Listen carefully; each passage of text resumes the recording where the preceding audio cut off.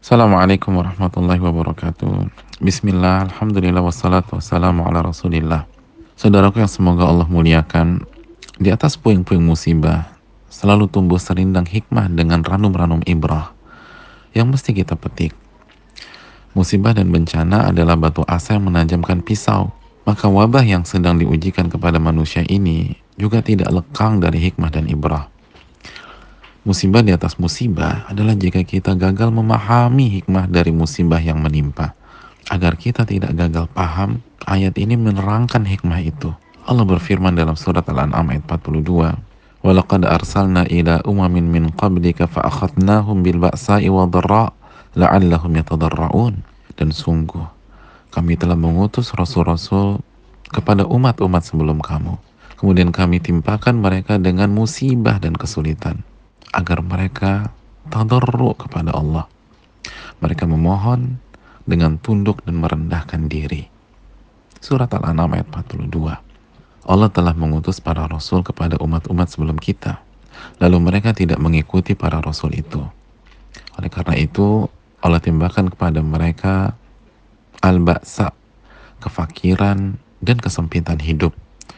Dan Allah berikan ad-dharra, penyakit-penyakit di badan, dengan tujuan dan hikmah supaya mereka kembali kepada Allah dan bertadarru kepada Allah, merendah dan tunduk lahir dan batin kepada Allah, agar mereka bertauhid dengan mengikhlaskan dan memurnikan ibadah hanya untuk Allah, agar menggantungkan harapan hanya kepada Allah, bukan kepada makhluk, agar merendahkan diri kepada Allah dengan ketaatan, agar kembali kepada Allah dengan taubat dan permohonan ampunan.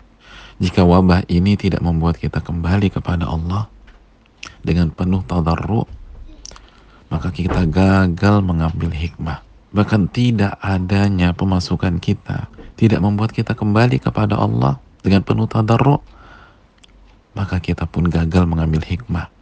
Dan apabila kondisi saat kita dirumahkan atau dagangan kita tidak laku, tidak membuat kita tadarru kepada Allah, maka sekali lagi kita gagal mengambil ibrah. Dan orang yang gagal memahami dan mengambil hikmah, maka sungguh malang dirinya. Di dunia hidup sengsara, dan di pusara kubur penuh derita, dan berakhir di akhirat hidup dengan siksa. Gambaran orang yang gagal memahami dan mengambil hikmah dari wabah dan segala musibah ada dalam ayat berikut ini. وَلَقَدْ أَخَذْنَاهُمْ بِالْعَذَابِ فَمَا اسْتَكَانُوا لِرَبِّهِمْ وَمَا يَتَضَرَّعُونَ. Dan sungguh kami telah memberikan mereka bencana dan musibah. فَمَا اسْتَكَانُوا لِرَبِّهِمْ وَمَا يَتَضَرَّعُونَ. Tapi mereka tidak tunduk kepada Allah, tidak kembali kepada Allah, dan tidak merendahkan diri kepada Allah.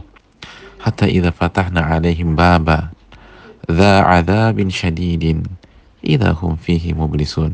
Sampai jika kami bukakan pintu adab kepada mereka, disitulah mereka tidak bisa berkata dan shock terhadap apa yang terjadi, dan mereka putus asa.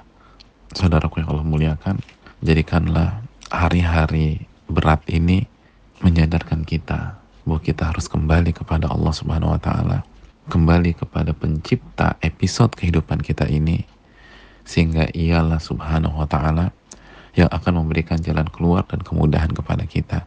Assalamualaikum warahmatullahi wabarakatuh.